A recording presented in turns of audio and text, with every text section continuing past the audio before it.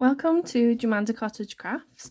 This is Hannah, and I'm going to be talking you through how to put your hook in the crochet stitches and why it matters where you put your hook. So what I find is when people are first learning to crochet, they don't seem to know where the best place to put your hook is.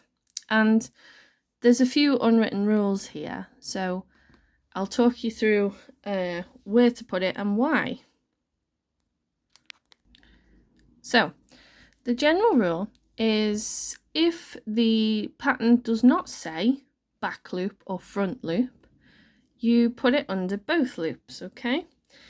If you were to insert your hook just in the back loop, you would end up with this texture. So this is perfect if you are trying to create a ribbon, for example. So you do it this way. So as you go back and forth, back loop only, you'll get this. Okay. If you were to go under both loops, so I'll just use this piece that I need to finish. There we go. So how you do it is you go under both loops like so, because at the top of all your stitches is a V shape. Okay, so under both loops, and that's if the pattern doesn't say, you can assume that that's what it means, under both loops. Okay, and you will get different effects based on where you put your hook. So I have had people contact me and say, hi, I'm making, say, the Disturbia shawl, for example. It's not as long as the pattern states, but I've done the right amount of rows. Why is it so small? And sometimes it's down to the position of the stitches. Okay. So here I have just a row of crochet. And obviously I've just shown you going under the loops, but some people might go in between these two posts. Okay. Now, it won't look like much just yet, but if you do that every row, you're going to end up with a shorter piece because you're essentially working into the row beneath rather than the top of the stitches. So unless the pattern asks you to do that, don't do it. The default is always to go under both loops, which are positioned at the top of the previous stitch. Okay.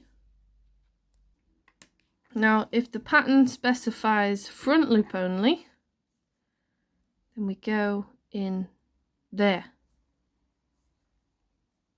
Okay, so front loop only will create a slightly different texture. It might be that the pattern wants you to create a bit more drape, so it'll be front loop only, so that you'll essentially have a flat side and a ridge side, so you'll be able to tell the right from wrong side. So if you see front loop only kind of looks flat, but on the other side it will create a bit of a ridge.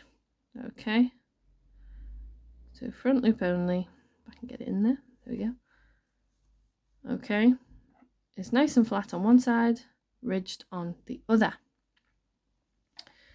But I have not been told to do that in the pattern. This is just an example. So I have to assume, right, I need to go under both loops. And this rule applies whether you are doing amigurumi, you're making garments, you're doing a blanket, you're doing granny squares. Unless the pattern specifically states go under one loop, go under the back loop, go in between stitches, do not assume, go straight under both loops, okay? That is the rule. So remember, not all patterns will specify where they want you to put the hook. If they don't specify, that means put it under both loops.